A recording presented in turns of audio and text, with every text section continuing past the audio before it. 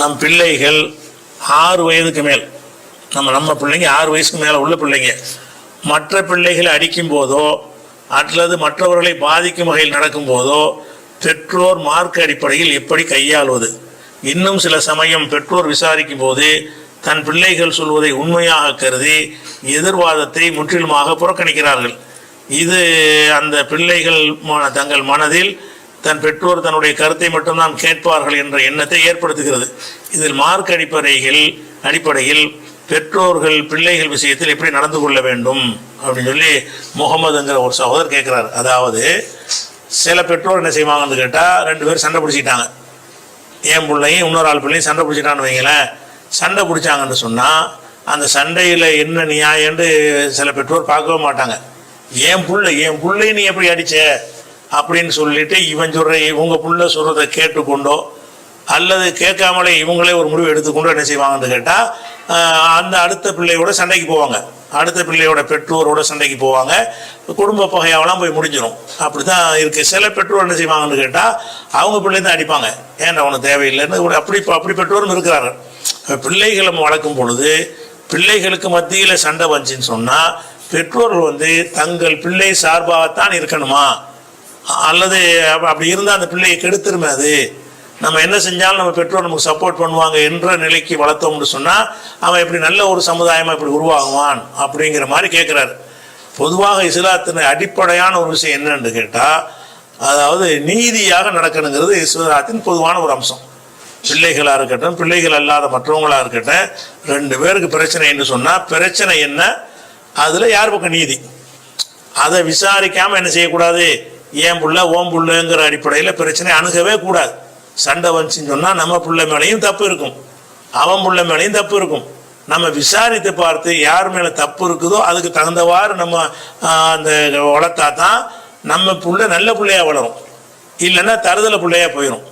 அல்லாஹ் குர்ஆன்ல என்ன சொல்லி காட்டுறான்னு கேட்டால் 4வது சூறாவில் 135வது ஹதீஸில் சொல்லி காட்டணும், 134 135 வசனத்தில் சொல்கிறான், யாய் உள்ளதின் ஆமனும் நம்பிக்கை கொண்டவர்களே, கூனு கவ்வாமீன பில் கிஸ்தி நீதியை நிலைநாட்டக்கூடியவர்களாக ஆகிவிடுங்கள், ஷுஹதா அல் இல்லாஹி அல்லாவுக்கு சாட்சியாளர்களாக ஆகிவிடுங்கள், ஒளவள அன்புசிக்கும் உங்களுக்கு எதிராக இருந்தாலும் சரி நீதி தான் பேசணும், உங்களுக்கு பாதகமாக இருந்தாலும் சரி, அவில் வாலிதைனி பெற்றோர்களுக்கு பாதகமாக இருந்தாலும் சரி, ஒல் அக்ரபீன உறவினர்களுக்கு பாதகமாக இருந்தாலும் சரி, நீங்கள் நீதியைத்தான் நிலைநாட்டணும். உங்கள் புள்ள தான் தப்பா பண்ணிட்டான்னு சொன்ன என்ன செய்யணும், ஏண்டா செஞ்சு அவனைத்தான் நம்ம அடிக்கணும். அந்த பாதிக்கப்பட்ட அந்த பையனின் பக்கம் தான் நியாயம். நம்ம பையன் போய் ஒரு ஆள் அநியாயத்துக்கு அடிச்சிருக்கான், விசாரித்து பார்த்தோம்னா நம்ம பையன் மேலே தான் மிஸ்டேக், அவன் மேலே மிஸ்டேக் இல்லை. நம்ம என்ன செய்யணும், அவனுக்கு நியாயம் வழங்கணும். உங்கள் பையனை என் பையன் அடித்தது தப்பு அப்படின்னு சொல்லி இவனை கண்டித்து அறிவுரை, இவனுக்கு வயசுக்கு தங்கப்பார் அடிக்கிறான் தான் அடிக்கலாம், புத்தி மீது சொன்னால் புத்தி மீது சொல்லலாம். ஆனால் அவனை போய் எதிரி போய் என்ன செய்யக்கூடாது, கண்டிச்சிடக்கூடாது. எல்லாம் எப்படி சொல்லி காட்டுறான்னு கேட்டால், கூனு கவ்வாமீன பில் கிஸ்தி நீதியை நிலைநாட்டக்கூடியவர்கள் ஆகிவிடுங்கள், ஷுஹதா அல் இல்லாஹி அல்லாவுக்கு சாட்சியாளர்களாக இருக்கணும். அல்லாஹ் பார்த்துட்டு இருக்கிறான், நீங்கள் உங்கள் பக்கம் பேசிட்டீங்கன்னா அல்லாஹ் எல்லாம் அது கணக்கு வச்சுருப்பான், அவன் எல்லாம் தெரியும்ல, அதெல்லாம் ரெக்கார்ட் ஆகும், அதுக்கெல்லாம் மறுமையில் கேள்வி இருக்குன்னு அர்த்தம்.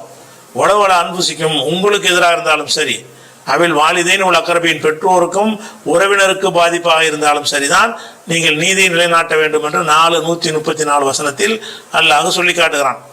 5-8 வசனத்தில் அல்லாஹ் சொல்லி காட்டுகிறான், யாய் உள்ளதின் ஆமனும் நம்பிக்கை கொண்டவர்களே, கூனும் கவ்வாமின் இல்லா அல்லாவுக்காக நீங்கள் செயல்படக்கூடியவர்களாக ஆகிவிடுங்கள், சுகதா பில் கிறிஸ்தி நீதிக்கு சாட்சியாளர்களாக ஆகிவிடுங்கள், வலா எஜிரி மன்னக்கும் ஷனானு கோமின் ஒரு சாரார் மீது ஏற்பட்ட விருப்பு பகை அல்லாஹ் தாதிலோ நீதி செலுத்தாமல் இருக்க உங்களை தூண்ட வேண்டாம்.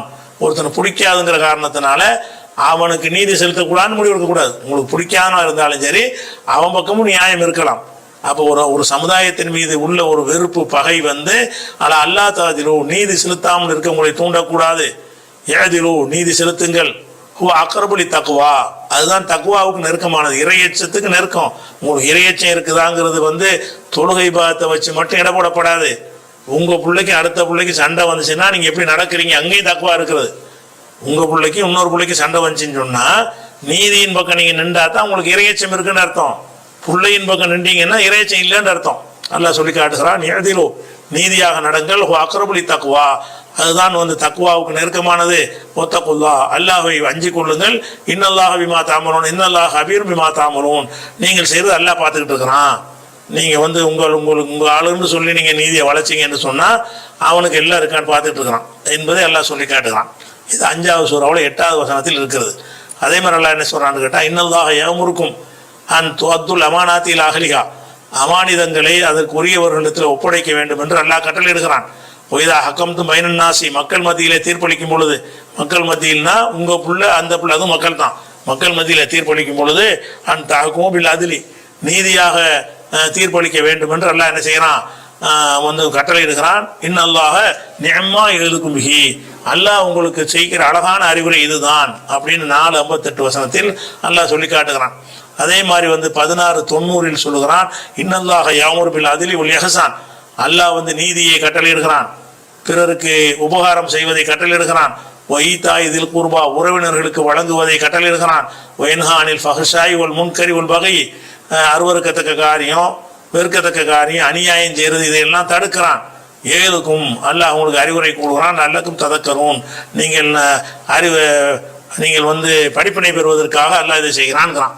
அதனால நம்ம பிள்ளைக்கும் இன்னொரு பிள்ளைக்கும் வந்து சண்டை வந்துச்சுன்னு சொன்னால் நீதியிலே தான் நிற்கணும். நீதியாக நடந்தால் தான் நமக்கு தக்வா இருக்குது, இறையச்சம் இருக்குன்னு அர்த்தம். அந்த பிள்ளைகளும் ஒழுங்காக வளருவார்கள் என்று அர்த்தம். அதனால வந்து அதில் நீங்கள் இந்த வசனங்களை மனசில் வச்சீங்கன்னா தன்னால் என்ன செய்ய மாற்றங்கள் வரும்.